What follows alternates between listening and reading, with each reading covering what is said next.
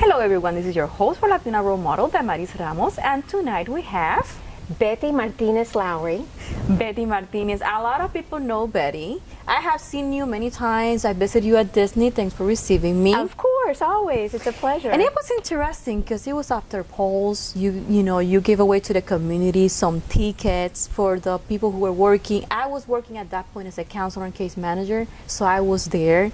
I got the email and I'm like, bottom. Betty. Oh, isn't that wonderful? That is actually one of my favorite projects. It was such a wonderful opportunity for us to give back to all of the first responders, to all the people that were there through some of the darkest days and never gave up and just always had such an attitude of wanting to help those in need.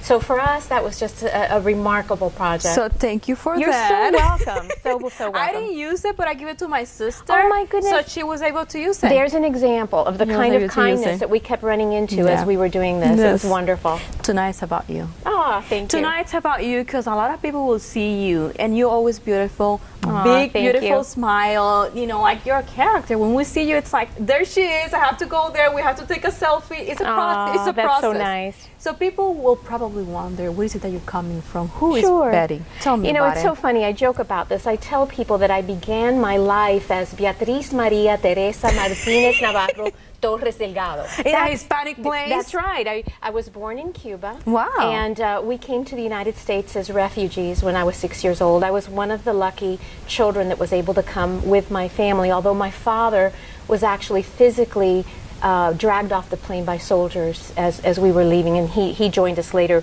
One of the worst moments of my life was seeing my daddy being hauled away.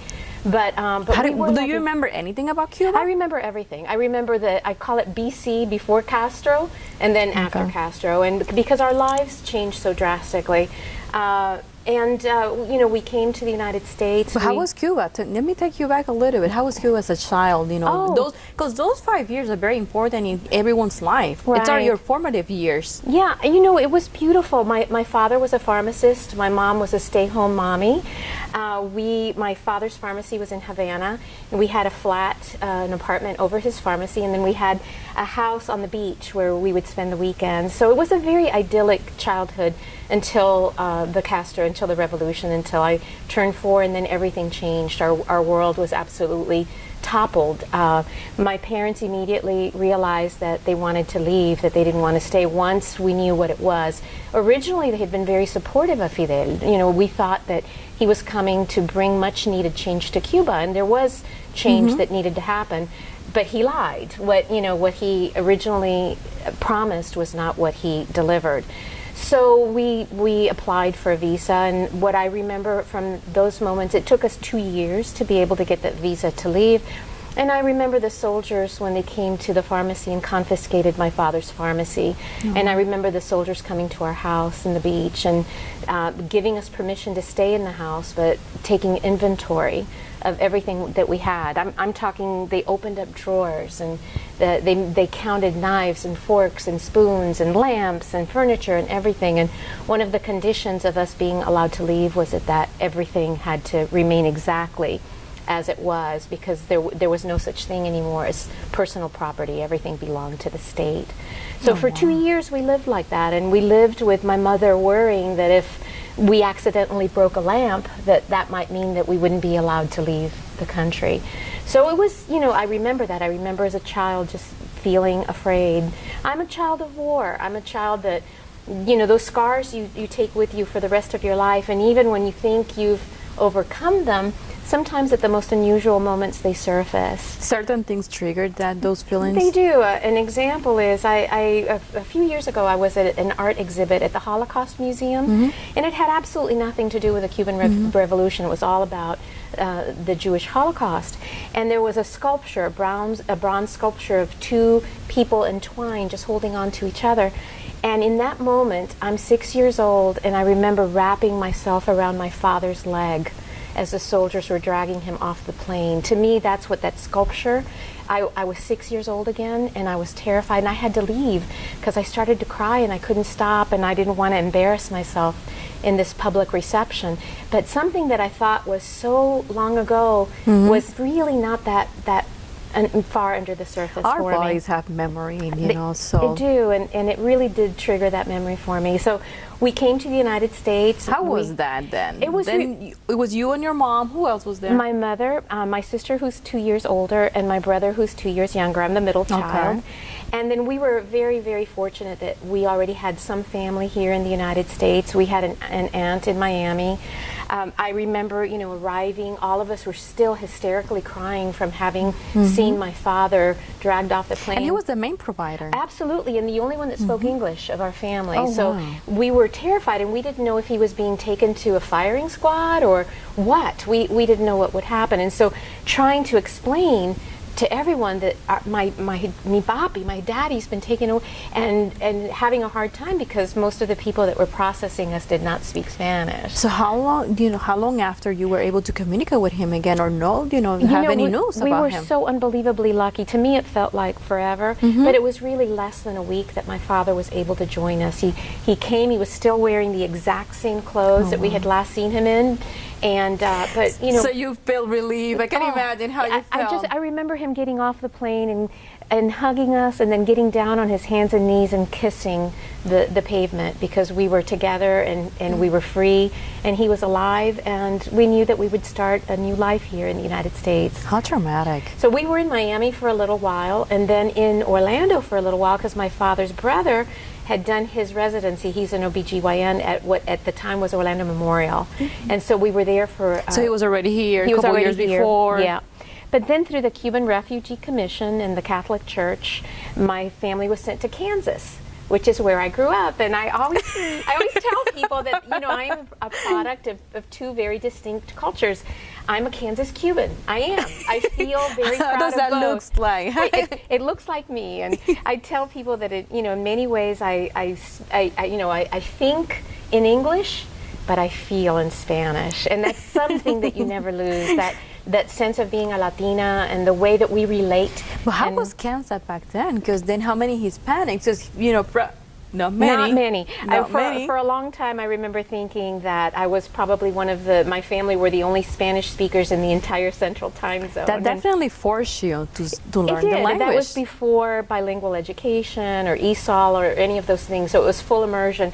But the memory that I have of that, I just remember being on the plane from Miami to Kansas and my parents just saying to us, you have to be good, you have to be smart, you have to do well, you have to excel, you have to represent our family, and you have to represent all Cubans. And I just remember thinking that a lot of that was a lot of responsibility. responsibility. And the way that I internalized that, I just thought, okay, if I can just blend, you know, if I can just disappear, then I can't mess up. And so for a long time, it took me a while to find my voice.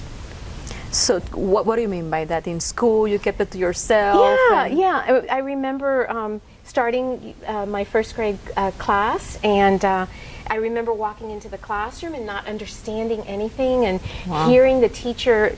I could tell that she was introducing me, but it didn't sound like my name at all. You know, in Kansas, I was... That's when your name changed. Right. I was not Beatriz, and I was not Betty. I was Beatriz Martinez, and that was shocking to me. And so what I did after she introduced me, I found a desk in the back of the classroom, and I just sat down as quietly and tried to be as inconspicuous as I possibly could be. During those years, what kept you going? What was your motivation? I know Mama said, make Cubans proud. Oh, what else kept you going? Well, that was a big part of it. It was, I had seen how much my parents had endured so that we would be free.